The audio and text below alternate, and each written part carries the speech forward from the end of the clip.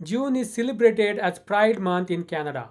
Earlier this month, a vibrant Pride parade was organized at Meridian Square in Downtown Barrie. This event provided an opportunity for LGBTQ2S plus people from all races and backgrounds to celebrate their uniqueness, connect with like minded individuals, and seek support from various organizations. LGBTQ2S plus individuals, particularly children and their families, continue to face significant challenges in today's society. During the rally, we spoke to Nicole Norris of Georgian College. We do have an equity, diversity, and inclusion office, and we do a lot of work with our adult students. We do connect them to many of our community partners that we work with and make sure that we have safe spaces. We also have an employee pride group to ensure we've got safe spaces on campus. And Daniela Chase of pflag Canada. pflag Canada is a national organization that exists to serve families, rainbow families. So folks who have transgender or 2S LGBTQ plus kids. And what we do is provide peer facilitated support to family members, caregivers, loved ones, because often the journey for our 2S LGBTQ plus loved ones can be very fraught with a lot of negative narrative, etc. Both emphasize the importance of creating safe spaces and providing mental health and educational resources to support these communities. Following are the interviews with them. Hi, I'm Nicole Norris. I'm the Director of Social Innovation at Georgian College. And what kind of organization is it, and what kind of support you offer to LGBTQ plus community? Yeah, excellent. So we're the region's post-secondary institution, Georgian College. So we're committing to make sure that we have brave and safe spaces for our LGBTQ plus students. However, they need to show up and have access to the education they need so they can be successful in whatever career dreams they have. And do you offer any services when it comes to families struggling to adopt, come in terms with the identity of their child? Yeah, that's a great question. So we do have an equity, diversity, and inclusion office, and we do a lot of work with our adult students. We do connect them to many of our community partners that we work with and make sure that we have safe spaces. We also have an employee pride group to ensure we've got safe spaces on campus. And Georgian is committed to having the ability to be open and equity and what you need when you need it for whatever you're dealing with. And just one last question about the international students. A lot of students are from India and other part of the world, not necessarily have the resources or the courage to come up in terms of their own identity or talk to their families. Is there any specific support for international students or minority students? Yeah, absolutely. So we do have counselors that are on staff that have the international perspective. We're also committed to unrivaled student success, and that doesn't mean as long as you're a Georgian student, we have those resources. So we not only have mental health and well-being resources, we also have educational resources for them to come out or to be able to talk about it, and then their ability to have the confidence to go and speak with their family as needed. But we also want to make sure that they feel safe and supported so that they always have a safe place to come back to if this is what they're dealing with. I'm Daniela Chase, and I am the chapter leader of pflag Barrie. pflag Canada is a national organization that exists to serve families, rainbow families. So folks who have transgender or 2S LGBTQ plus kids. And what we do is provide peer facilitated support to family members, caregivers, loved ones, because often the journey for our 2S LGBTQ plus loved ones can be very fraught with a lot of negative narrative, etc. And there's really a lot of emotional burden that folks carry, and it's very damaging and harmful, some of the hate that exists in society towards folks just because they're different. Now, as parents and loved ones, we feel that in the same way, and we're experiencing the trauma vicariously. And it's important that we support one another and hold space for one another and give ourselves the opportunity to express our own big feels in a really healthy context, so that we're not putting the emotional labor of processing that on our kids and our loved ones. So pflag exists to provide those supports. We also exist to do advocacy work in the community, to dispel misinformation and disinformation, and just really explain to folks that none of this is new. Trans and queer folk have been around since the dawn of time, and it's really important that people begin to understand that the gender binary and the cis heteronormative narrative really came about when colonialism and the patriarchal colonial mindset started taking over the West. And I think it's important to recognize that a lot of Indigenous cultures already understood all of this and really embraced trans folks in particular as being sacred, and it was colonial mindsets that shifted all of that. So we're kind of about remembering our roots and where we came from, and recognizing that patriarchal mindsets are really damaging to a lot of people. And the work that we do is actually, it goes beyond harm reduction, it's actually suicide prevention. So what types of programs do you have that you provide support? In Barrie specifically, we offer twice monthly peer facilitated support meetings. We meet once a month in person on the first Wednesday of every month, beginning at 7 p.m. in the evening. Those meetings are held at the Gilbert Center. They are our host, and we are grateful for them. We also meet via Zoom because some folks aren't comfortable coming out in public. So we meet via Zoom as well on the third Wednesday of every month, beginning at 7 p.m. Both of those meetings are pre-registration. Both of those meetings, we welcome pre-registration. However, it's not required except for the Zoom meeting, and that's simply just about getting the Zoom links in time to attend the meeting. And are there any other programs that you offer in Barrie?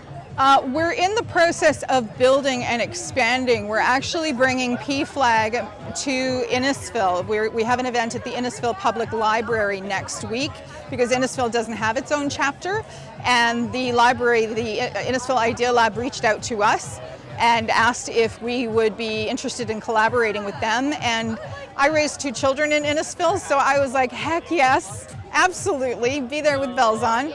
So we're excited about providing educational opportunities. For instance, next Saturday we'll be tabling at the Children's Story Time. And the idea, again, is just to disseminate information and to have conversations with anyone who's willing to engage in the conversation, regardless of what their position is, because I understand that not everyone agrees. We're not all in the same place. And I think it's important to be open to the conversations where folks have reservations, respect their views, and also encourage them to open their minds and hearts a little and grow.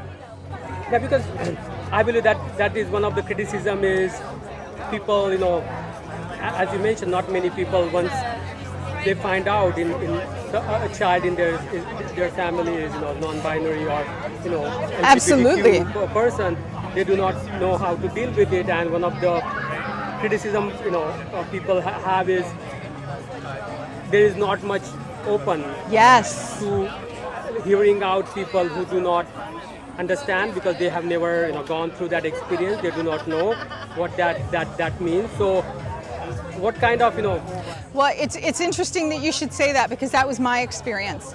I raised 2 children. The firstborn, the announcement at birth was, "Congratulations, it's a girl." And so I raised a daughter and a son. I had at the time no real understanding of anything to do with transgender people, certainly did not think about it in terms of my own children. I lacked the knowledge and the language to be able to even equip my children to recognize that transgender identities exist among children as well. And the impact of that, my eldest went off to school and was post-secondary and was sitting in a workshop for safer spaces training and recognized themselves and their own identity in what was being taught from the front of the room. And that led to a conversation where my kid said, "Mom, I have to tell you something. I'm genderqueer. I'm non-binary and I'm genderqueer." And my response to that was, "I love you. I'm not sure what that means. How can I support you?" And I think when we're having these conversations with our kids at any age, those are the things that they need to hear the most. I love you unconditionally. There is nothing you can tell me that is going to change how much I love you. Be willing to admit our own frailty. I don't know everything. I'm a mom, I'm a parent, and sometimes the expectation, or at least we feel like we're supposed to know everything. Fact is, we don't, and we can afford to give ourselves the grace and compassion to say, hey, I don't know, but I am in this with you. I am on this journey with you, and we will learn together, you know? And that was 11, 12 years ago now for us, and it's been such an amazing adventure and an experience that has not only given me opportunity to support my child in ways that I had never imagined, my now adult 32-year-old child, but also it's given me an opportunity to step back and really consider all of the roles and identities that I accepted as a product of my generation simply because this is who I was told I was. And okay, I'll run with that because I had no reason to think differently. But it's been interesting over the last couple of years. I've really started to question, you know, like, do I really identify with these roles, or have I simply assumed them because I didn't even think to question them? And it's a really, it allows for introspection and self-reflection that is very enriching in terms of being deeply connected with your own self, your own authentic self.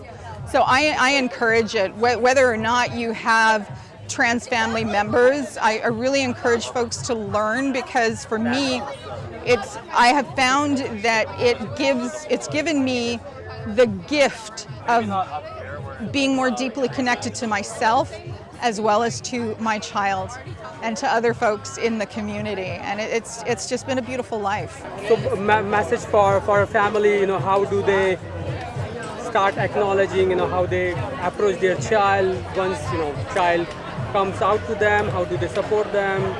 Yeah. And, you know, what should be the process, and where do you fit in your organization? You know what, I wish I could say there's a formula. The fact is, there isn't one. This is very much a child-led process. So be supportive, express your unconditional love, be open and willing to learn, research, get information from credible sources, reach out to organizations like pflag, connect with other parents who are on a similar journey. But in terms of meeting the needs of your child, that information is going to come directly from your child. So be willing to have open and vulnerable conversations with them and allow them to tell you what their needs are. Kids are so smart.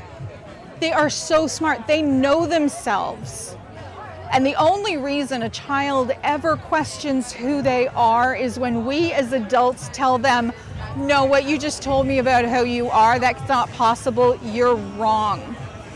But when we accept who they tell us they are, then they blossom. And isn't that really what all of us want at the end of the day? To be seen and validated and appreciated and celebrated for who we are. I mean, it's what we're doing here today, celebrating folks for exactly who they say they are and how they experience themselves to be in the world. And I can't think of a better way to go through life. I really can't. Thank you. Thank you. That was the update from the Pride Parade. Don't forget to watch our coverage of the recent rally in opposition of the sport field at Allendale Station Park.